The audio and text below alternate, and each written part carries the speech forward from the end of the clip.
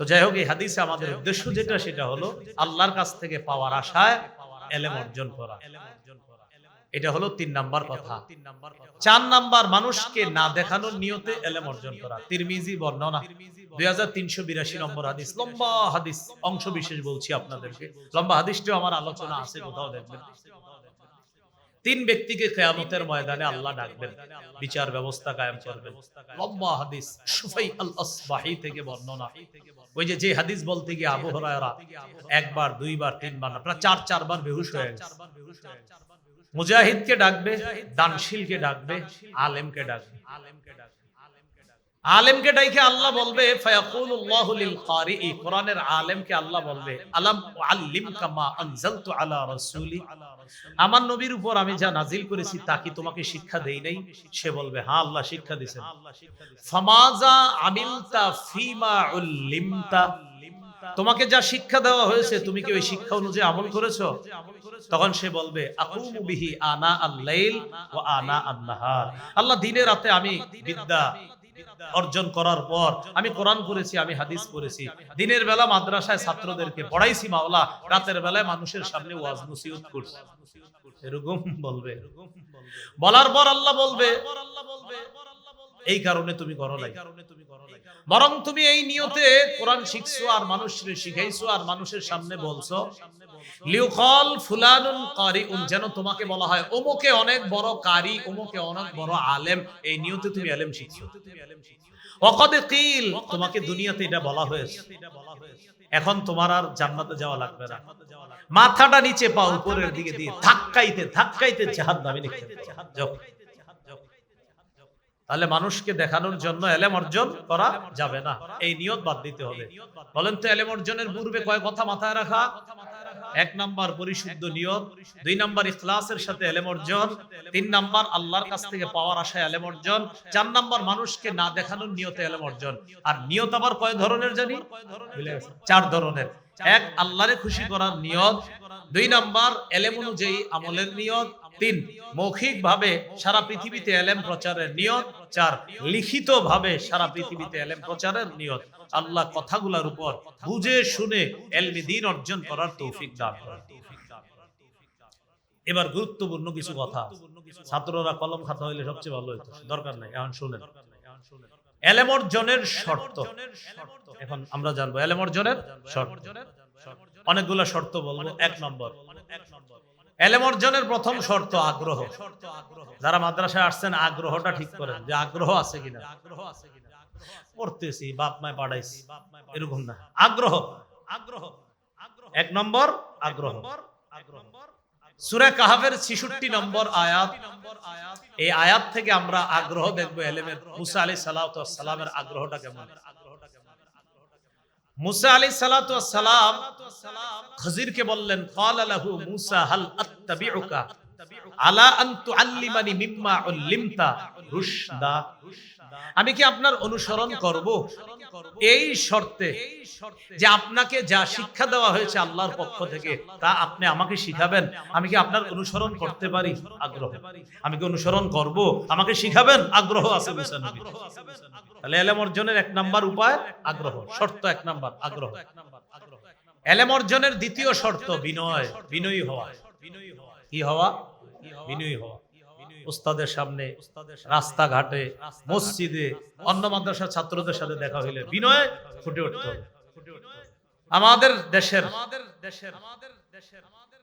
নিভৃতচারী আলেমে দ্বীন, অথচ সারা পৃথিবীতে যিনি প্রসিদ্ধ কিন্তু খুব নিজেরই লুকায় রাখে, হযরত মাওলানা আবু তাহের আল মিসবাহ হাফিজাহুল্লাহ, হযরতের হায়াতে আল্লাহ অনেক বরকত দান করেন।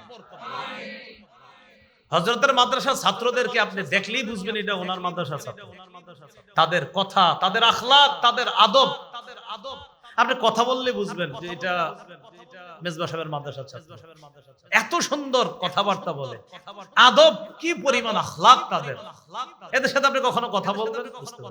আমি কখনো এই পর্যন্ত মাদ্রাসাতুল মদিনায় যাইনি, তো একবার আপনার কামরাঙ্গীচর যাওয়ার পর কিছু ছাত্র ভাইদেরকে আমি বলছি অমুক জায়গায় যাব এক ডাক্তারের কাছে, কিভাবে যাওয়া যায়। তারা আমারে এমন সুন্দরভাবে উপস্থাপন করলো, এইভাবে এইভাবে এবার কথা আমি আপনাদেরকে বুঝাইতে পারবো না, কথা কি, আখলাক কি, আদব কি। আমি আরেকজনের বললাম কোন মাদ্রাসার ছাত্র হতে পারে, মেজবা সাহেবের মাদ্রাসার ছাত্র। সুবহানাল্লাহ, এত সুন্দর আদব আখলাক। মাদ্রাসায় যেমন বাহিরে তেমন, মানুষের সাথে ওঠাবার্তা কথাবার্তায় তাদের এরকম আপনার বিনয় আখলাক। এলেম অর্জনের দ্বিতীয় শর্ত বিনয়ী হওয়া। তিরমিজির বর্ণনা 2029 নম্বর হাদিস। এই হাদিসের মধ্যে আসছে রাসূলুল্লাহ সাল্লাল্লাহু আলাইহি সাল্লাম বলেন, মা নাকাসাত সাদাকাতুন মিন মাল, যাকাত দিলে সদকা করলে সম্পদ কমে না। ওয়ামা যাদাল্লাহু রাজুলান বিআফিন ইল্লা ইজ্জা, ক্ষমা করলে মানুষের মর্যাদা আল্লাহ আরো বাড়ায়। ওয়ামা তাওয়াদা আহাদুন লিল্লাহ ইল্লা রাফাআহুল্লাহ, কোন ব্যক্তি যদি আল্লাহর জন্য বিনয়ী হয় আল্লাহ তার মর্যাদা শুধু বাড়াইতেই থাকে, তার মর্যাদা আরো বাড়ায় যদি বিনয়ী হয়। তাহলে ইলম অর্জনের দ্বিতীয় শর্ত বিনয়ী হওয়া। যে যত বিনয়ী হবে তার ইলম আল্লাহ তত দান করবে, এটা 2 নম্বর। 3 নম্বর শর্ত ধৈর্য, এটা জরুরি। হ্যাঁ, ধৈর্য।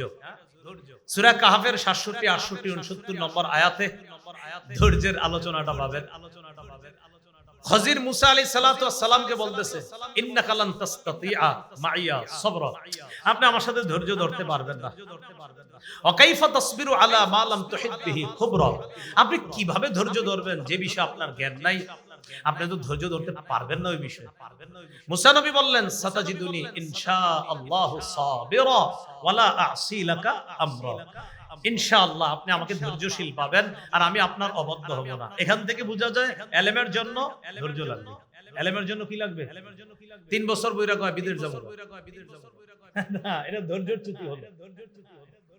কিছুদিন পড়ছে বইরা কয় না, একটা ইমামতি নিয়ে না, ধৈর্য লাগবে। মঞ্জিলে পৌঁছতে হলে ধৈর্য লাগবে। তাহলে 3 নাম্বার ধৈর্য। ইলম অর্জনের 4 নাম্বার শর্ত বলি ইলম চর্চা। বলি সবাই ইলম চর্চা। চর্চা যত হবে ইলম তত বাড়বে। চর্চায় ইলম বেড়ে যাবে, চর্চা নাই বাস এটা কমে যাবে, বোধা হয়ে যাবে। আর মাদানী মেসাবের ছাত্র যারা, আরবি ভাষা যদি চর্চা না থাকে, চর্চা অব্যাহত রাখতে হবে। রাস্তায় হাঁটতে বসতে গাছের সাথে কথা বলতে হবে, সবকিছুর সাথে কথা বলতে হবে, তাহলে আরবি ভাষা মোটামুটি অর্জন হবে ইনশাআল্লাহ, আশা করা। তো 4 নাম্বার চর্চা থাকা।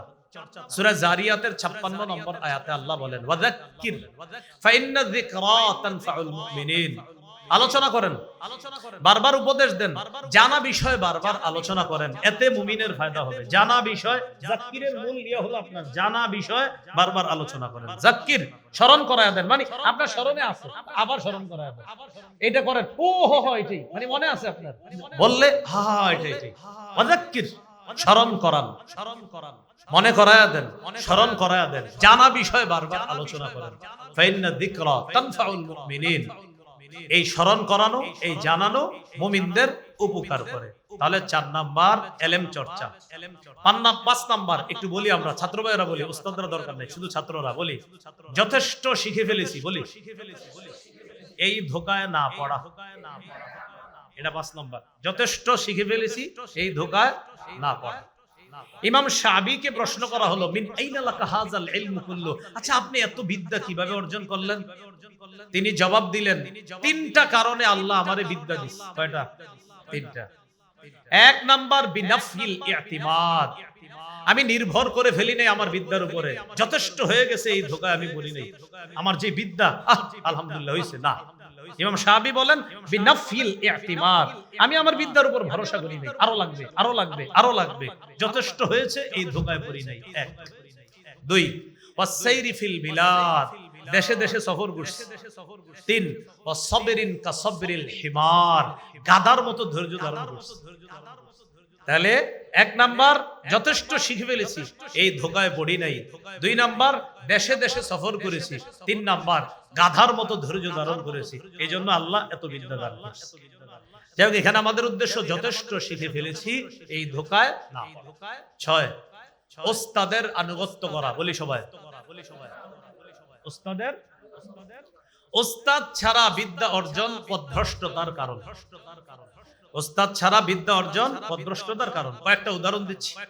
এক নম্বর উদাহরণ, মুসনাদে আহমদ হাদিসের বিশাল ভান্ডার, 5 নম্বর খণ্ড, 266 নম্বর পৃষ্ঠা।